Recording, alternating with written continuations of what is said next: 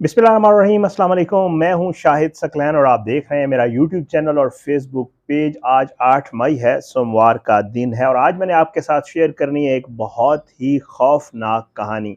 एक माँ की कहानी जो इलाज करवाने के लिए लंदन गई, 1 साल बाद जब वापस आई तो उसकी दुनिया उजड़ चुकी थी, क्योंकि एक बेटी जिसको वो यहाँ रावलपिंडी में छोड़ के गई थी, उसके साथ बहुत ही खौफनाक वारदात हो चुकी थी। और जब घर के किचन का दरवाज़ा खोला गया तो उसे वहाँ पे बेटी की गली सड़ी लाश मिली। ये सारा मामला है क्या? किस तरह लालच ने जो आपको हम अक्सर व बेशतर बात करते हैं कि जी खून सफ़ेद हो गए हैं, लालच ने जो है वो जो रिश्तों का तक़द्दुस है, जो रिश्तों की मोहब्बत है, वो ख़त्म कर दी है। उस लड़की को किस अपने ने कत्ल किया, उसकी लाश किचन में डाली और फिर बाहर क्यों ना फेंक सका, दफना क्यों ना सका। आज की जो है ये वीडियो इन चीज़ों पर मुश्तमिल है। रावलपिंडी जो है यहाँ पे थाना रेस कोर्स में ये मुकदमा दर्ज किया गया। इसकी एफआईआर मेरे पास मौजूद है। आपको एफआईआर पढ़ के सुनाता हूँ जो उस माँ ने करवाई है अपनी बेटी के हवाले से। उस एफआईआर में कहती क्या है, आप सुन के हैरान हो जाएंगे कि इस तरह भी हो सकता है और इस तरह के मामलात भी इस दुनिया में हो रहे हैं आजकल। बहरहाल देखें जी, ये खातून है, ये बखिदमत जनाब एसएचओ साहब थाना रेस कोर्स रावलपिंडी जनाब अली गुजारिश है कि साइला मुस्तकिल इलाका बेउल शरीफ, आपको पता है गुजर खान के साथ है, वहाँ की रिहायशी हूँ। और तकरीबन 8 साल कबल वो कहती है मैंने एक डबल स्टोरी मकान ढोक सैदा रावलपिंडी में ख़रीद किया था जो मेरे नाम है। ये इस औरत ने कहा, जिसके ग्राउंड फ्लोर पर, अच्छा अब ये है कि औरत ये बताती है कि उसके ग्राउंड फ्लोर पे मेरी एक तलाक याफ्ता बेटी रहती थी, जिसका जो है औलाद नहीं थी और वो उसने अपने गुजर बसर के लिए साथ ही एक जो ये आम जनरल स्टोर होता है, करियाने की दुकान जिसको हम कहते हैं, वो बनाई हुई थी। एक तो ये था और जो ऊपर वाला फ्लोर था उसके ऊपर वो कहती है कि जी जो मेरा दूसरा बेटा था जिसका नाम आबिद हुसैन था वो रिहायश पजीर था। औरत ये बताती है कि तकरीबन 1 साल कबल जो है, मैं बूढ़ी भी हूँ, बीमार भी हूँ और मैं तकरीबन इलाज करवाने के लिए जो है मैं अपने बड़े बेटे जिसका नाम महबूब हुसैन है, जो कि लंदन में होते हैं, उनके पास चली गई और 1 साल मैं वहाँ रही, मैं अपना इलाज करवाती रही। औरत ये बताती है कि 11 अप्रैल को मैं सुबह 8 बजे लंदन से पाकिस्तान इस्लामाबाद पहुँची और अपने बड़े बेटे जो कि याकूब है जिनका नाम, और वह सकना गुलरेज़ कॉलोनी रावलपिंडी का रिहायशी है, उसके बेटे जो है मैं उसके घर चली गई और मैं वहाँ पे रिहाइश पजीर थी कि जो मेरा बेटा है, जो मेरे परचेज्ड घर में रहता था अपनी बहन के साथ, आबिद हुसैन जिसका नाम था, वो मुझे मिलने आया। जिससे मैंने अपनी बेटी फहमीदा का पता किया और उससे कहा कि यार वो बच्ची कहाँ गई, मेरी बेटी कहाँ गई, तो अभी तक मुझसे मिलने क्यों नहीं आई। जिस पर आबिद हुसैन ने मुझे कोई तसल्ली बख्श जवाब ना दिया, कभी कहता था क्या है, कभी कहता था क्या है, जो भी मामला था। उसके बाद वो कहती है कि जी बयान दिया कि फ़हमीदा घर पे ही नहीं है। मैंने उससे कहा कि मैं जब आने लगी तो मैंने आने से पहले भी फ़हमीदा के नंबर पे फ़ोन किया, यहाँ आके फ़हमीदा का नंबर ट्राई किया, फ़हमीदा का नंबर नहीं मिल रहा, क्या वजह, उसका फ़ोन क्यों बंद है? और फिर मैंने जो है उसको कहा कि यार तुम इस तरह करो कि जो है जाके, कहती है कि मैंने ये भी कहा था कि मुझे उसकी फ़िक्र भी होने लगी कि उसका फ़ोन मुसलसल बंद जा रहा है। आखिर क्या वजह है? मेरी बेटी अभी तक मुझे मिलने क्यों नहीं आई? हालाँकि मैं 1 साल बाद पाकिस्तान आई थी और पाकिस्तान आने से पहले मेरा और मेरी बेटी फ़हमीदा और बेटे याकूब का उम्रा अदायगी का इरादा बना हुआ था। वापस आऊँगी तो इन दोनों बच्चों के साथ उम्रा करने जाऊँगी।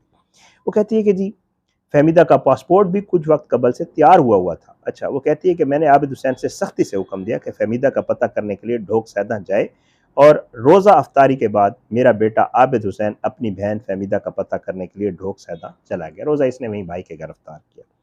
वो कहती है कि करीब इशा की नमाज के वक़्त मेरी बड़ी बेटी खदीजा ने इत्तला दी कि मुझे भाई आबिद हुसैन ने बताया है कि फ़हमीदा बहन अपने मकान ढोक सैदा में फ़ौत हो गई है। दोनों बहन-भाई आबिद हुसैन और ये ऊपर-नीचे रहते थे, नीचे वाले पोर्शन में ये थी। तो कहती है कि जी भाई ने बताया कि वो फ़ौत हो गई। बाद में वो बताता है कि जी और फ़ौरन जो है मेरी बेटी खदीजा और अपने भाई याकूब और दूसरे अहल खाना के हमरा असल हकीकत मालूम करने के लिए ढोक सैदा पहुँच गए, जिन्होंने मुझे फ़हमीदा की फ़ौतगी की तस्दीक की और साथ ये बयान किया कि फ़हमीदा की लाश से बू आ रही है और महसूस होता है कि फ़हमीदा की मौत आज नहीं बल्कि कुछ रोज़ कबल वाक़या हुई है। और भाई आबिद हुसैन ने खुद फहमीदा की मौत को इत्तला कोई पुलिस को दी और पुलिस को मौका पर बुलाया। मशकूक हालात व वाक़यात की वजह से हमराह पुलिस लाश को लेकर पोस्टमार्टम करवाने के लिए अस्पताल रवाना होने की तैयारी की और आज 5 मई को 2023 को, 5 मई 2000, अब ये वाक़या होता है अप्रैल 11 का, और 5 मई को बहरहाल वो हो गया, फिर लाश दफना दी इन्होंने, वो सारा मामला हो गया। अब ये औरत ये बताती कि 5 मई वाले दिन मैं अपने भाई बेटे याकूब के घर मौजूद थी और मेरा बेटा आबिद हुसैन भी वहीं मौजूद था। मैंने आबिद को कहा कि अगर तुमने झूठ बोला तो क़यामत वाले दिन मैं तुम्हें माफ़ नहीं करूँगी। कहते मैंने प्रेशराइज़ किया, बेटे को कहा ये कैसे हो सकता है, तुम्हारी बहन थी, वो निचले पोर्शन में रह रही थी, उसकी डेथ हो गई और लाश भी 1-2 दिन नहीं, काफ़ी दिन पुरानी थी, तुम्हें पता कैसे नहीं चला? तो इसके ऊपर वो कहती है कि जी जब मैंने इसको बहुत ज़्यादा प्रेशराइज़ किया, कहा, इसको एहसास दिलाया, इसको बहुत कुछ कहा, तो फिर इसके बाद इसने मुझे बताया कि जी और वो कहती है कि जी मेरे एहसास देने पर मेरे बेटे आबिद हुसैन ने बमौजूदगी मेरे बड़े बेटे याकूब, पोते शाहज़ेब, जो कि याकूब का बेटा है, उसके सामने माफ़ी मांगी और इकरार किया कि मुझे अपनी बहन फ़हमीदा बीबी के चाल चलन पर शक था, जिसकी वजह से मैंने उसे 8/4 यानी 8 अप्रैल को बवक्त 5:30 बजे शाम को जब वो दुकान से घर वापस लौटी, गेट के अंदर दाखिल हुई, तो मैंने गेट की कुंडी लगाकर पीछे से फ़हमीदा का गला दबाकर नीचे गिरा दिया। जब वो ख़त्म हो गई तो उसकी लाश किचन में फेंक दी और सोचने लग गया कि इसकी लाश कहाँ फेंकूँ? मौका ना मिलने पर और लोगों की डर की वजह से लाश कहीं ना फेंक सका। 3-4 दिन गुज़रने के बावजूद मुझे लाश कहीं फेंकने का मौका नहीं मिला। जब बदबू फैलने लगी तो मैंने शोर-शराबा किया कि मेरी बहन फ़ौत हो गई है, और मैंने अपने आप को बचाने के लिए पुलिस इमरजेंसी 15 पर कॉल की, जिस पर पुलिस मौका पर आ गई।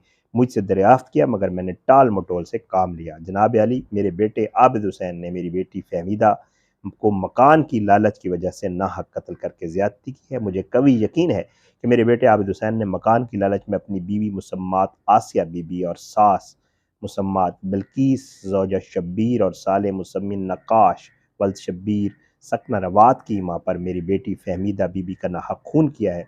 मेरी बेटी मकतूल का मोबाइल और पर्स भी घर से दस्तयाब ना हुआ। वज़ीर दरख्वास्त इस्तदा है कि ज़िम्मेदारान के ख़िलाफ़ सख्त कार्रवाई की जाए। हजूर की नवाजिश होगी। नीचे इस खातून का पता भी है और मैं इंशाअल्लाह इनको कॉल करके, मेरी कोशिश है कि मैं आज या कल में इनका इस खातून का इंटरव्यू भी करके आप लोगों तक पहुँचाऊँगा कि इसके साथ क्या बीती और असल वाक़या क्या था। इस खातून का ये कहना है, इसने पुलिस को ये बताया कि ये लोग जो है आबिद हुसैन और इसकी बीवी बारहा मुझे ये कह चुके थे कि ये वाला जो मकान है ये हमारे नाम करें, और मैं इस पे इनकी बात नहीं मान रही, और मैं इनसे कह रही थी कि जी बिल्कुल भी नहीं, ये मकान अभी मैं आप लोगों के नाम नहीं कर सकती। बहरहाल वो उस खातून का ये कहना है कि इस शख्स ने, आबिद हुसैन ने, लालच में आकर रास्ते से हटाने के लिए कि इस मकान का कोई दूसरा, क्योंकि एक बेटा गुलरेज़ में ऑलरेडी रहता है, उसका अपना मकान है, एक बेटा लंदन में सेटल है, उसका अपना मकान है, और बेटी कहीं और सेटल है, तो ये बेचारी बेवा थी। इनको ये खदशा था कि कहीं ऐसा ना हो कि ये हमारे साथ इस मकान में, जो कि माँ ने अपने नाम पे ख़रीदा हुआ है और अपने नाम पे रखा हुआ है, इसमें कहीं जो है ये हिस्सेदार ना बन जाए। तो इन्होंने लालच में आकर, उस खातून का ये कहना है कि मेरी बेटी को कत्ल किया है। अब ये शख्स जो है, आप तस्वीर देख चुके होंगे थंबनेल के ऊपर, गिरफ़्तार हो चुका है, पुलिस ने इसको गिरफ़्तार कर लिया है। इसकी तफ्तीश वगैरह जारी है। ज़ाहिर है इसने माँ के सामने मान लिया और मान भी लिया, बाकी भी उसने कर लिया है। अब इसके खिलाफ जो है बाकी जो कानूनी कार्रवाई होगी वो होगी।